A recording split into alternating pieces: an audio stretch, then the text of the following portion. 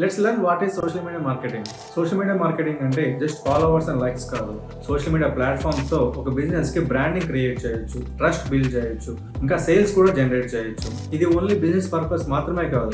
ఒకవేళ మీరు content create చేద్దాం అనుకున్నా కానీ, లేదా పర్సనల్ బ్రాండ్ బిల్డ్ చేసుకుందాం అనుకున్నా కానీ, ఇది చాలా పవర్ఫుల్ టూల్.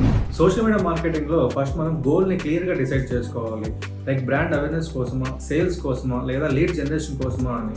గోల్ డిసైడ్ చేసుకున్న తర్వాత మనం మన ఆడియన్స్ని ఐడెంటిఫై చేయాలి. తర్వాత కంటెంట్ క్రియేట్ చేయాలి, లైక్ స్టోరీస్, రీల్స్, ప్రపోజల్స్ లాంటివి.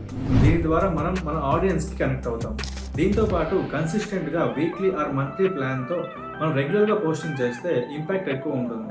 ఇంకా అనలిటిక్స్తో ఏది వర్క్ అవుతుందో, ఏది వర్క్ అవ్వట్లేదో మెజర్ చేసి మన స్ట్రాటజీని ఇంప్రూవ్ చేసుకోవాలి.